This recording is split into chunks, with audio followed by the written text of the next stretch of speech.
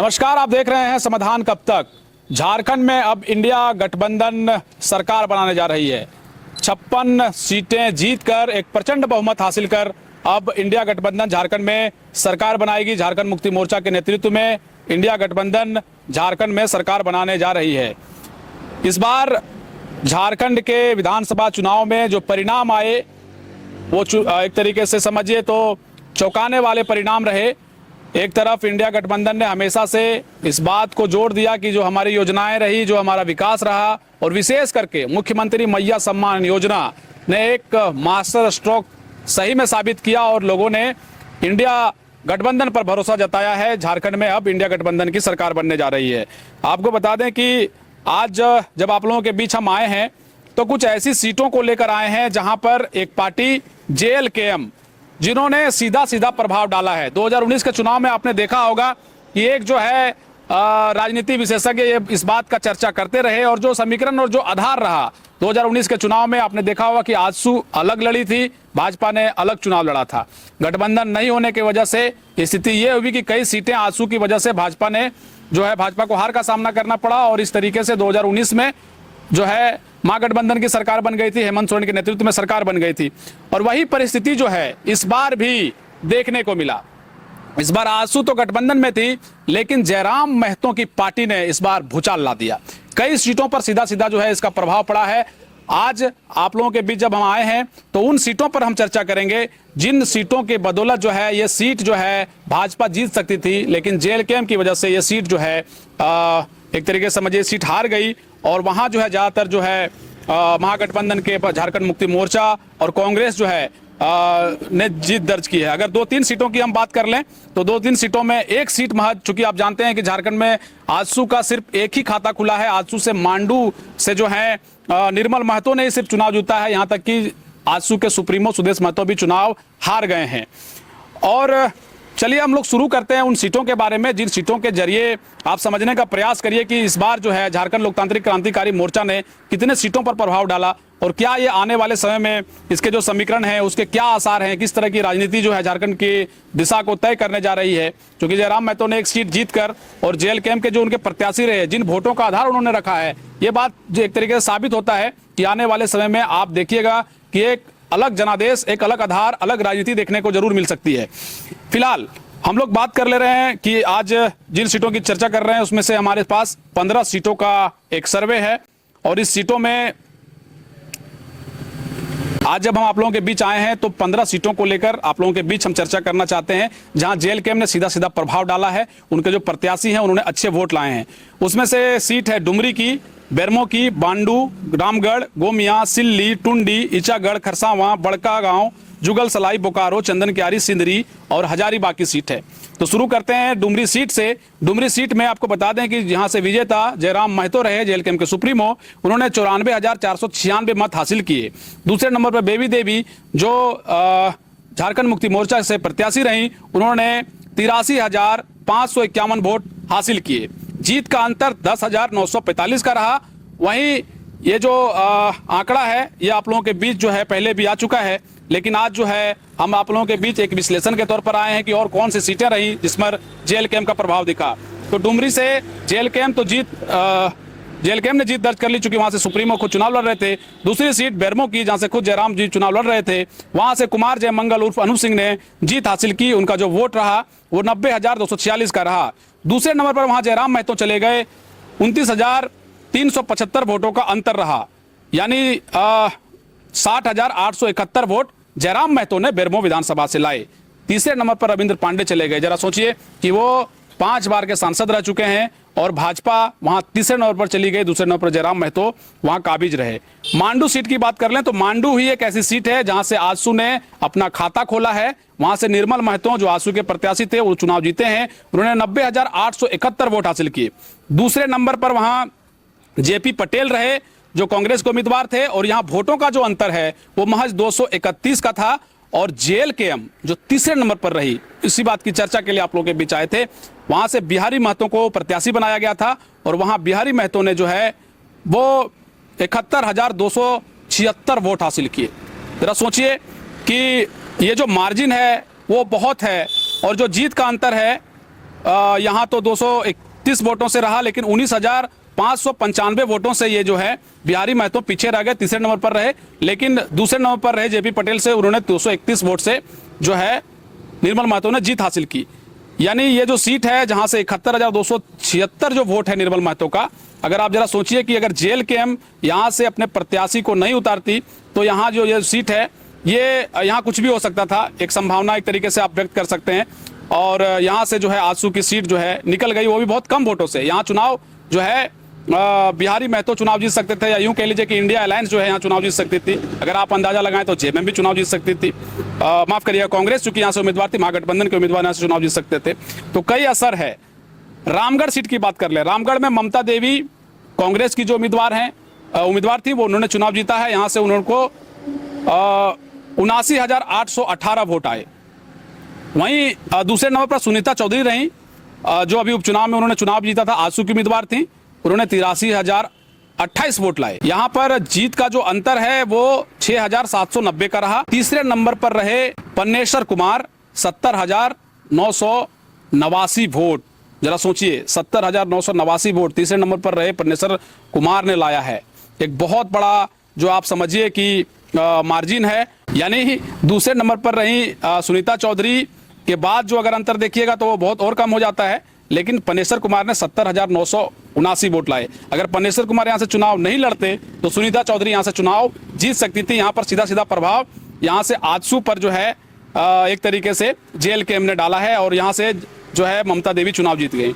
Gomia seat पर हम लोग आते हैं। गोमिया सीट में जबरदस्त मुकाबला था, त्रिकोणी मुकाबला कहा जा रहा था। यहाँ से जोगेंद्र प्रसाद झारखंड मुक्ति मोर्चा के उम्मीदवार थे, पूजा कुमारी जो हैं वो जेएलकेएम की उम्मीदवार थी, और डॉक्टर लंबोदर महतो जो आजसू के सिटिंग विधायक थे, उनका जो है इस बार चुनाव में हार हुआ है। और सबसे दिलचस्प बात यह है कि जो डॉक्टर लंबोदर महतो थे वो तीसरे नंबर पर चले गए, दूसरे नंबर पर पूजा कुमारी रही। तो जो वोट का आधार है वो जरा समझते हैं। जोगेंद्र प्रसाद यहाँ से 95,170 वोट लाते हैं, पूजा कुमारी जो है वो 59,077 वोट, यानी तकरीबन 60,000 के आसपास 59,077 वोट जो एग्जैक्ट है। और जो वोट का आधार है, मार्जिन है, वो 36,093 का है। जरा सोचिए, इनके जो प्रत्याशी हैं, जिन प्रत्याशियों के बारे में हम जिक्र कर रहे हैं, जयराम महतो के अलावे बिहारी महतो की 71,276 वोट, पन्नेश्वर कुमार 70,979 वोट, पूजा कुमारी 59,077 वोट। ये वोट काटने के लिए नहीं, इनका एक आधार एक तरीके से आप समझ सकते हैं कि इन सीटों पर रहा है। इसके अलावा हम सिल्ली सीट पर आते हैं। सिल्ली सीट भी बहुत हॉट सीट माना जा रहा था। सिल्ली से खुद आजसू के सुप्रीमो सुदेश महतो चुनाव लड़ रहे थे। अमित महतो पहले झारखंड मुक्ति मोर्चा का उन्होंने दामन छोड़ा था, और फिर उन्होंने अपनी एक पार्टी बनाई, जगह जगह वो पैदल मार्च करते दिखे, खतियान की बात करते नजर आए। और फिर जब चुनाव का वक्त आया और उस समय वो झारखंड मुक्ति मोर्चा में चले गए, झारखंड मुक्ति मोर्चा ने फिर उन्हें प्रत्याशी बनाया, और अब वो सिल्ली के विधायक हैं। सिल्ली में भी दिलचस्प मुकाबला रहा। सिल्ली में अमित कुमार जो हैं उन्होंने 73,169 वोटों के साथ जीत हासिल की। दूसरे नंबर पर वहां सुदेश महतो रहे, और वहां से सुदेश महतो ने 49,302 वोट लाया। वहां जो तीसरे नंबर पर रहने वाले प्रत्याशी देवेंद्र महतो रहे। देवेंद्र महतो का जो वोट का आधार है वो 41,725 का है। ये भी कम वोट नहीं है, 41,725 वोट उन्होंने लाए हैं। अगर और वो जो जीत का मार्जिन है वो 31,444 वोटों का है। यानी सुदेश महतो 49,302 वोट लाते हैं, और देवेंद्र नाथ महतो 41,725 वोट लाते हैं। सबसे दिलचस्प जो बात यह है कि 2 नंबर पर रहने वाले सुदेश महतो 23,867 वोटों से चुनाव हार गए। तीसरे नंबर पर रहने वाले देवेंद्र नाथ महतो 31,444 वोटों से तीसरे नंबर पर रहे। यानी यहाँ वोट का अगर मार्जिन आप देखेंगे तो एक बहुत बड़ा आधार देवेंद्र नाथ महतो ने भी स्थापित किया। अगर देवेंद्र नाथ महतो यहाँ से चुनाव नहीं लड़ते, जेएलकेएम चुनाव नहीं लड़ता, तो सुदेश महतो यहाँ भारी दिखाई दे सकते थे, सुदेश महतो चुनाव जीत सकते थे। यानी इस सीट में भी, सिल्ली के सीट में भी जबरदस्त जेएलकेएम ने सेंधमारी की है। और यहाँ जो है देवेंद्र नाथ महतो जब प्रत्याशी जेएलकेएम के बने तो यहाँ समझिए एक विकेट सुदेश महतो का जेएलकेएम ने यहाँ गिराया है। इस सीट की अगर हम बात कर लें तो अगली सीट है टुंडी। टुंडी भी बड़ा हॉट सीट माना जा रहा था। यहाँ से मथुरा प्रसाद महतो, मोतीलाल महतो, विकास महतो, त्रिकोणी मुकाबला माना जा रहा था। यहाँ भी अगर आप वोट देखेंगे तो मथुरा महतो ने 95,527 वोट हासिल किए हैं।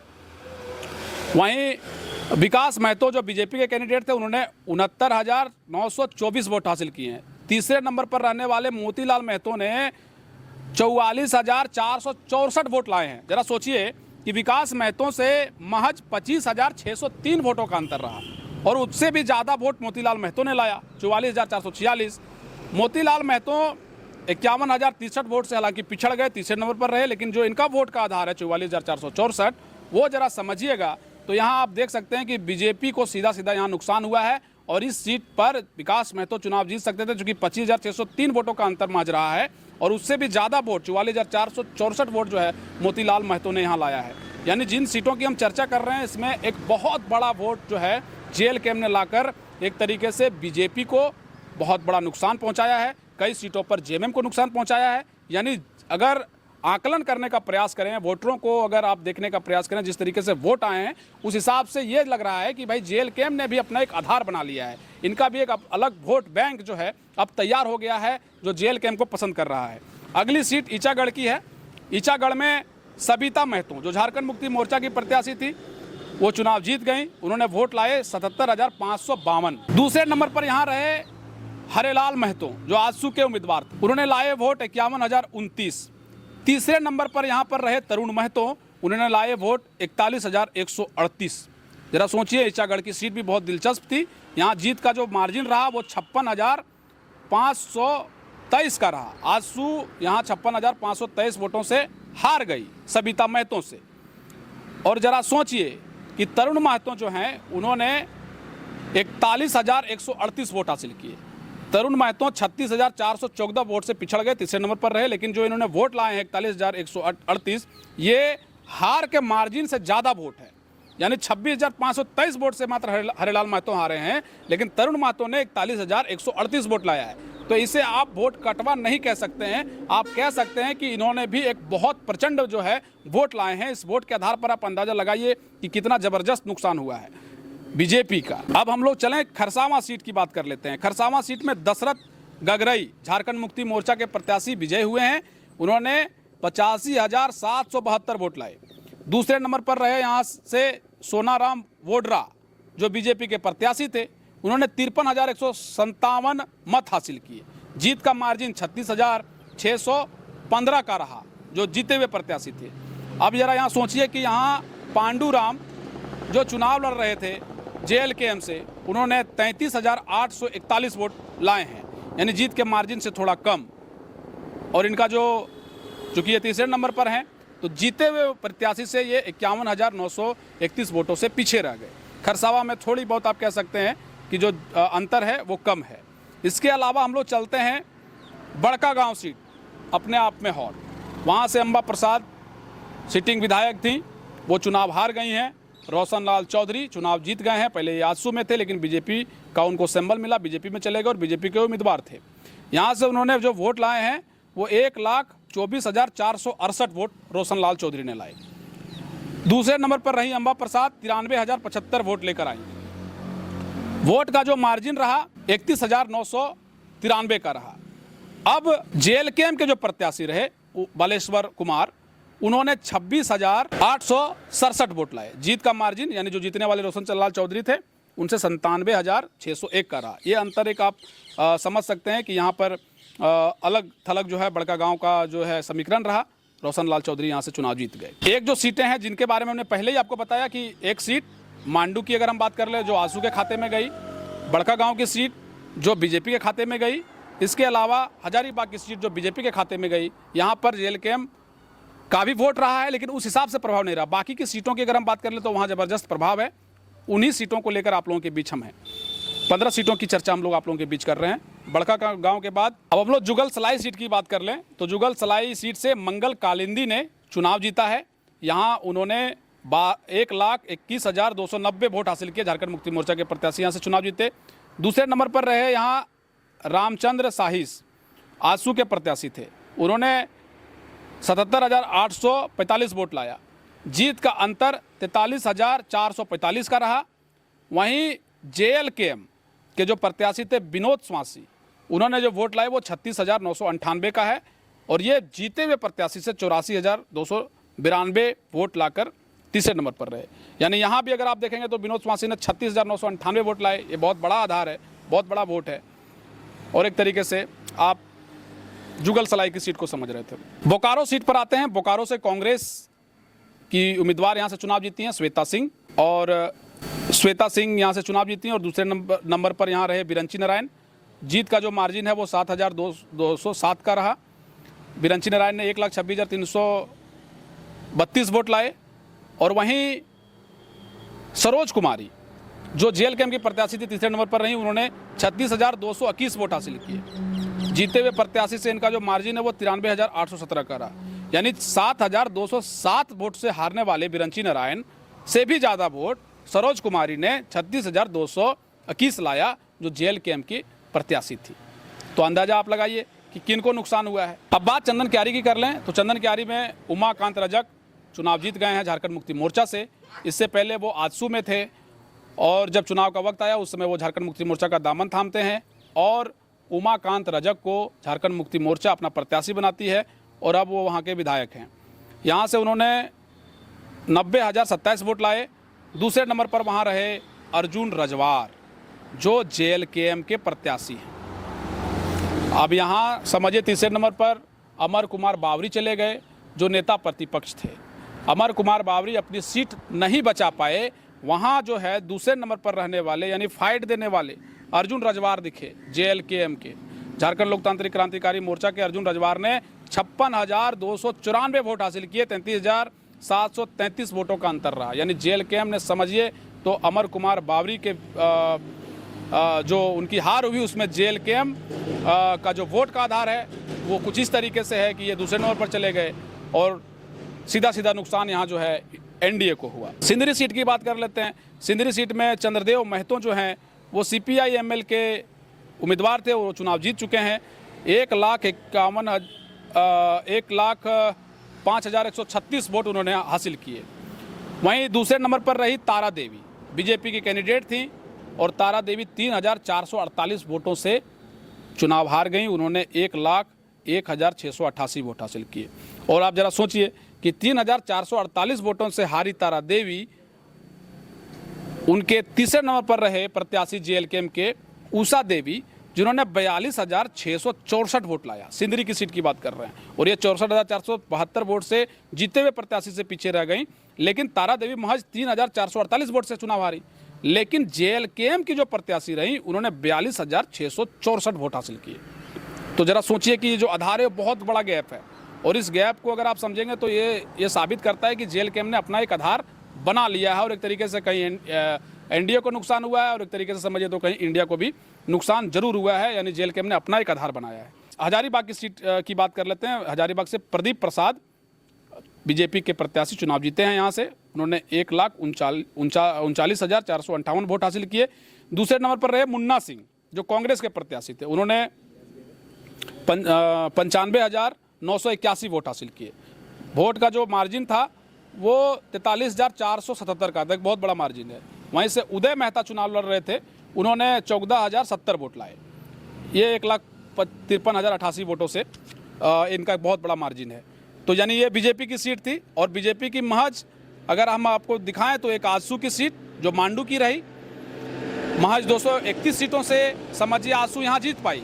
अगर 231 वोटों का आधार ना होता तो यहाँ भी आजसू का विकेट जो है वो गिर जाता, खाता भी हो सकता है आजसू का नहीं खुलता। यानी कुल मिलाकर 15 सीटों में डुमरी, बेरमो, मांडू, रामगढ़, गोमिया, सिल्ली, टुंडी, ईचागढ़, खरसावां, बड़कागांव, जुगसलाई, बोकारो, चंदनक्यारी, सिंदरी, हजारीबाग में महज एक आजसू की सीट मांडू और इसके अलावे बड़कागांव की सीट BJP को और हजारीबाग की सीट BJP को। तो ये तो महज 15 सीटें हैं। इसके अलावे 72 सीटों की अगर हम चर्चा कर लें कुल मिलाकर JLKM का, तो आप देखेंगे कई सीटें ऐसी हैं जहां पर असर JLKM का रहा, प्रभाव भी रहा। यानी एक अलग जनाधार लेकर JLKM इस बार उदय हो गई है।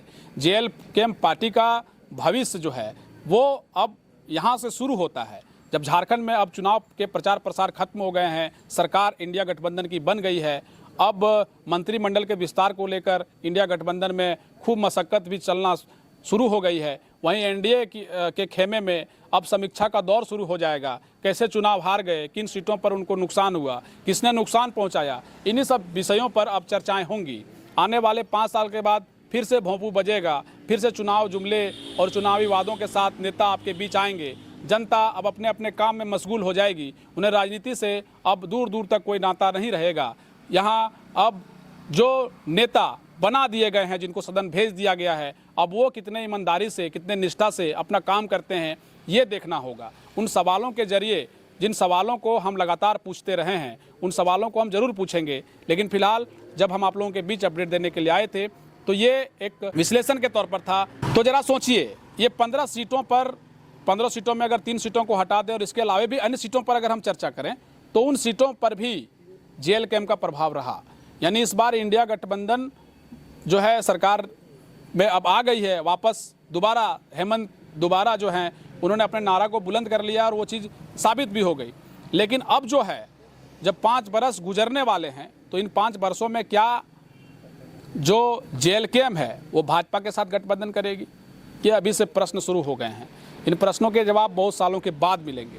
लेकिन फिलहाल जयराम की पार्टी के प्रत्याशियों ने जिस तरीके से वोट लाकर अपना आधार तय किया है, अपनी उपस्थिति दर्ज कराई है राजनीति में, ये वाकई में JLKM की धमक है। इसको कोई भी राजनीतिक पार्टी इतने हल्के में नहीं ले सकती है। आने वाले दिनों में गठबंधन के स्वरूप और तरीके से देखे जाएंगे, रणनीतियां बनाई जाएंगी, समीकरण देखे जाएंगे। लेकिन फिलहाल झारखंड में अब इंडिया गठबंधन सरकार में मंत्रिमंडल के विस्तार और तमाम चीज़ों को लेकर के जुटी है। NDA अपने खेमे में समीक्षा का दौर शुरू कर चुकी है। चुनाव कहां से हार गए, किसने हराया, किनकी वजह से हार गए, इन तमाम चीज़ों पर मंथन शुरू हो गया है। अब देखना दिलचस्प होगा कि आने वाले दिनों में झारखंड से, यानी झारखंड की जनता से किए गए वादों को किस तरीके से हेमंत सोरेन पूरा करते हैं, यानी महागठबंधन जिनकी सरकार बनी है वो किस तरीके से पूरा करते हैं। इन तमाम चीज़ों को लेकर हम अलग अलग जगहों से आपको रिपोर्ट दिखाने का प्रयास करेंगे। फिलहाल 15 सीटों को लेकर आप लोगों के बीच हम आए थे कि JLKM की वजह से कहीं NDA की सरकार बनते बनते बिगड़ तो नहीं गई। चलिए, बहुत शुक्रिया आप सभी का।